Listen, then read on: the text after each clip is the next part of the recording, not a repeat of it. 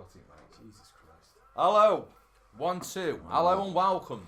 Yo. To a brand new episode of BROKEBACK Mountain and Pills Wrestling. On today's episode, I have got a cohort.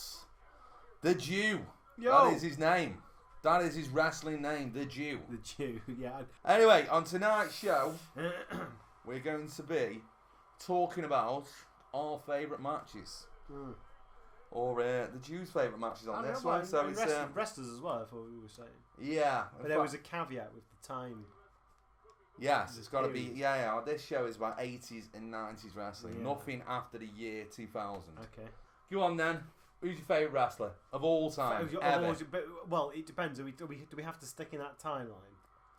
You do, mate. In terms of favourite wrestlers from the era, obviously Undertaker was in there. You can't have the Undertaker. Why not? He came at 92. No, he came in 1990, but the Undertaker's mine. You got to be fucking.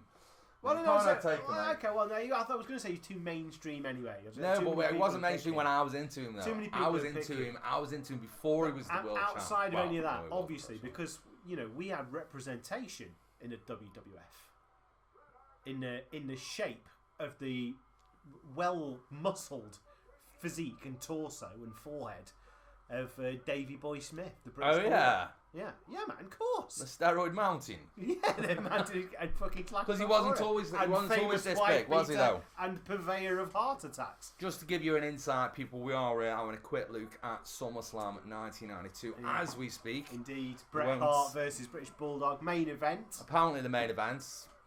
Intercontinental title up for grabs. Yeah, and Mike McGeer watching on. Mike McGurk. Yeah. Or AKA British Bulldog's beard. What was her name? Stephanie. Not Stephanie. It was that Stephanie was McMahon. Vince's Fucking hell, mate. What's Bret Hart's sister's name? Hey, Google. Sure, they were just talking about it. Oh, no, I fucking know as well. Let's just call her Mike for the time. Let's call her Janice. Let's just call her Mike McGurk for the time being. Is it Debbie? Diana. Or Diane. Oh, yeah, that's right. Yeah, that's right. Yeah. He was the only wrestler that I had a t-shirt for ever. Who? British Bulldog. You had a British Bulldog. I had a British Bulldog t-shirt, and I'd had it for approximately 20 minutes, and I put a hole in it. Really? Yeah, I'd also been given a skateboard. If you can imagine me on a fucking skateboard. Well, the world couldn't see me on a skateboard because I came flying off it and slid down the fucking road on my front and ripped a massive hole in my brand new British Bulldog t-shirt that I just got for Crimbo. That went down a fucking treat. Do you have British Bulldog trousers on as well? British Bulldog knee pads. Do you have the fucking leggings on, mate? Fucking face mask and everything. See, I had and just to make sure I was doing it properly, I beat up my wife and had a heart attack. Good lad. And got pumped up, yeah? Because apparently when he was faced in the WWF, he was at this, apparently I think he came in the mid-80s or late 80s, and he looked a lot different.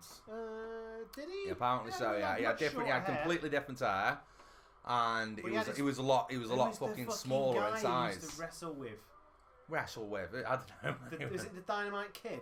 Yeah. They were the British Bulldogs. No, yeah, and it was another British guy, wasn't it? Yeah. Was it his actual brother? It was Dynamite Kid. I'm sure that was his name. Yeah. They came in. It wasn't the British Bulldogs, was it? Yeah. Was it? Yeah. Was it his brother? I think it was his brother. Might have been. Fucking hell. You might be thinking of the Steiners. Yeah, we've got our own wrestling podcast because we're the Steiners! I didn't think about them. What the fuck about the Steiners? Rick and Scott Steiner. What, they're your favourite wrestlers? They were brilliant, man. Oh, fucking hell. Rick Steiner. The Steiner line, boom. And then he obviously went on to become Big Papa Pump. Holla, if you hear me! He was fucking brilliant, man. I don't know, mate. Scott Steiner was the bollocks. Was he? Fuck, mate. He was a fucking crazy guy, mate. Absolutely insane, mate. Apparently he was absolute nightmare in WCW. Yeah, but I liked all the fringe guys, like, Snooker and Ricky the Dragon Steamboat. I wasn't like for the guys winning the main titles because they were a bit. Oh, I like Hulk Hogan. I mean, I must admit, I was never into like fucking Hogan. I was into Bret Hart. I remember I was more into Bret Hart than Bulldog. Yeah, didn't like Bret Hart. I was definitely more into Bret Hart. But Bulldog was my guy, man. No, Taker was mine, mate. I was obsessed with Taker. Taker. I mean, I did like the Taker, but if I'm not allowed to have the Taker, then for sure Bulldog. Because I didn't have any Taker t-shirts, but I did used to do my hair like Taker. I used to stare in the mirror and then like push fucking comb my hair over my face and then just go roll your eyes back in your head. Yeah, fucking dead. That was after I saw SummerSlam 94. That was fucking awesome. Taker versus Taker. That was nice. I was in Pontins and they had it on like this fucking rec centre VHS and fucking pay-per-view. I don't know why they let us watch. I'm sure it went on till like 1 in the morning, but yeah.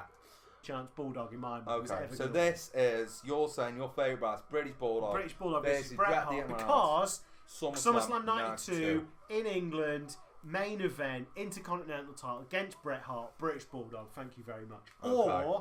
Or the alternative was... No, fuck the alternative. Let's talk about this match. Okay. We're going to talk about this match. This is your favourite match, yeah? Well, he was close, you see, so I don't want the other one to slip by without an honourable mention. So let's talk about what happened before the match. Do you want me to tell you what happened before the match? Go on. British Bulldog sniffed 7 lads of cocaine. I thought he was just hungover. No. That was a great manoeuvre. You see him climbing up to the top of the turnbuckle, and he just throws himself off, and in mid-air goes, oh, yeah, I don't know what to do now. Did he even connect there? No, he sort of landed on one elbow, one knee, and his face. See, that's the thing about this match. I've read somewhere or fucking heard on a podcast that he was supposed to be fucked up for this match, British Bulldog. That he had to fucking, I heard he was fucking Bret Hart had to carry him through the match. But to be honest, to our listeners, we've just watched this, and it's not too bad. I mean, at the start of it, there's a couple of times you can see where he fucked up, like when he fucked up picking him up. Yeah. And then when he tried to press him and he dropped him on the ropes. Yeah. But other than that, like, there isn't loads of match story. No, he's not panting. He's not that fucking. I couldn't have done this after 7 hours of cocaine. Beaten up for fucking 20 minutes by Bret Hart, for fuck's sake. So let that slide. It just adds to it. But Bret Hart did get pissed because you can see he does stiff him in the face after he crawls to the ropes instead of picking him up to drop him. Bret Hart recently said on a interview that he did on YouTube that he did have to kick him in the face for real and punch him in the face because halfway through the match he didn't go along with what Bret had decided before the match. So apparently he gets a proper kick in the face at some point during the match. And we believe we've spotted it. So yeah. Yeah, he's about three quarters of the way through. 3 quarters in. Yeah, so basically you can see Bret Hart put to sleep. The first time Bret Hart puts a sleeper on, and then Bulldog drops down, and you can see he kind of puts his arm over his leg to position to pick him up. He's definitely talking to him. And then he just scrambles to the ropes. Yeah. And he's leaning on the ropes. And Bret Hart just kicks him in the face twice. He goes first time, and he kind of skids off his chin, and he goes, "Oh, that wasn't good enough." So fucking gives him a proper good scene to on the second one. Yeah, probably love right there. And but yeah, I mean, you know, Brit Bulldog's selling for him. You know, he sells it very well. Vince McMahon says, you know, it's the greatest match he's ever seen. I mean, he's proper big in it, so he doesn't sound like Vince McMahon. What? Yeah, he said this. He's like one of the greatest match of all time. At the end of the match. Oh yeah, I'm not commentary. In commentary, yeah. He's sounding it well, Vince says, but speaking of commentary, you were asking how I was going to get these in. Let's talk about some of the fucking pearls from fucking Bobby the Brain Heenan. I mean, go on. Absolute genius. One of the greatest fucking side commentator in the history of the game. I'm not sure if you'll remember the era, but I'm sure we all remember Davey Boy Smith's bizarre idea to go with cornrows. Cornrows, yeah. What the fuck's cornrows? Cornrows. What he's got there, his hairdo's cornrows. Well, yeah, that's what I mean. He turned back up, then he turned back up after because he did. He had a hiatus and then he came back and he had that fucking. He was fucking bolted up stats wise. Well, the first thing Bobby Heenan says is, "I don't know why he let Whoopi Goldberg do his hair." Classic Heenan. And then, just purely because it's in England and he's got to try and slip in some sort of cultural appropriation into the match, Bulldog, like, trying to break out from a rear grip or whatever, rear waist grip, elbows Bret Hart, and he says, driving an elbow right to the old fish and chips. And then at the end, after Bulldog wins, and he goes, "I've never seen a dog cry." Oh, he was. And the fucking guy's in a league of his own. Definitely. Him, Jesse Ventura, Monsoon, Gorilla, get them all back. Monsoon, and he's got Jim Ross there, the best play-by-play announcer in the history of the business. Can't call him the Stroke, mate. You know, we've got wrestling patrons are going to be listening to this. They're going to be fucking calling for the Jew's name. He's had a stroke, hasn't he? He had a stroke in the face, didn't he? Yeah, well, yeah. Well, stroke the face, you know, doesn't sound too bad, does it? Well, you know, he shows you that, you know, obviously someone was around Jim Ross at the time and acted fast. But having said that, face, arms. It's not. I mean, yeah, no, people would say fucking wrestling's fake. I mean, yeah, fucking ladders aren't fake, are they? It's fake, but pain is not fake. Steel ladders aren't fake. Sorry, no, hang on. It's not. No, it's fake in the sportsmanship. No, it's scripted, isn't it? In the sport approach. The outcome's predetermined. Yeah, there's no sport because there's unless no true you're in competition. Montreal and it's 1997. Yeah, absolutely. So, in that respect, yeah, it's fake. But in every other respect, it isn't. And you look at some of the moves and you'd like, fucking, I mean, would you fancy wrestling that fucking New Jack guy? Fuck him up, mate. You fucking would. Fuck him up, mate. I'm just gonna stabbed all knife up, mate. Mate, all you gotta do is do more cocaine. Here it is. Here's the point. He scrambles to the ropes here. Yeah, and he's like, "You fucking cunt, Davey." How far into the match are we now? How far into the match? No, just so people can call it. Okay, we are.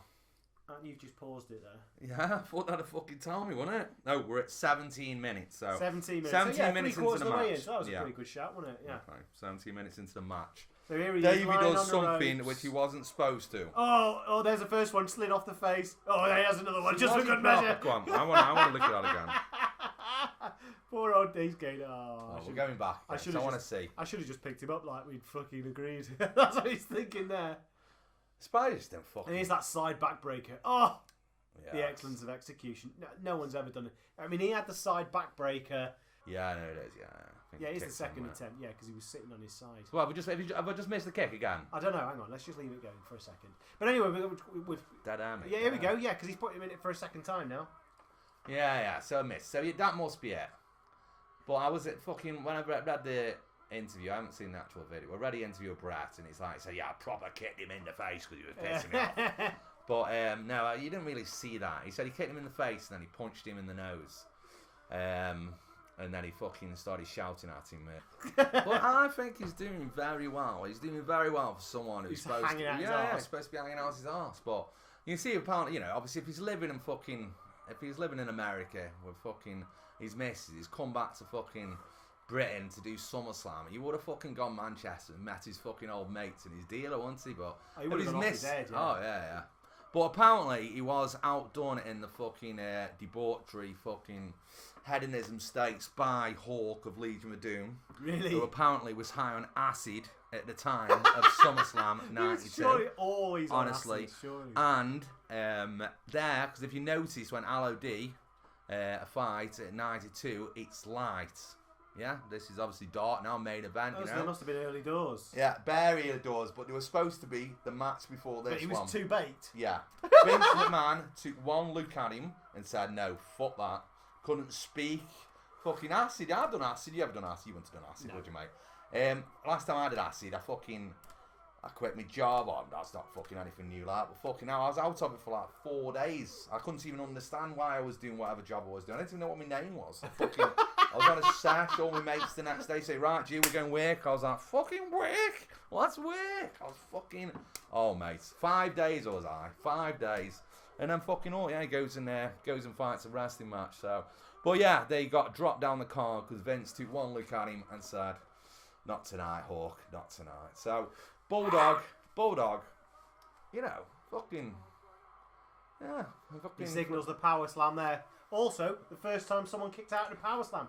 I thought he power slammed him, thought that's it. Are you sure it's the first time? That's what he said in commentary, and I was saying to you just before he said it. I won't be surprised, actually. It is only SummerSlam 92. It is only SummerSlam 92. Sling him up.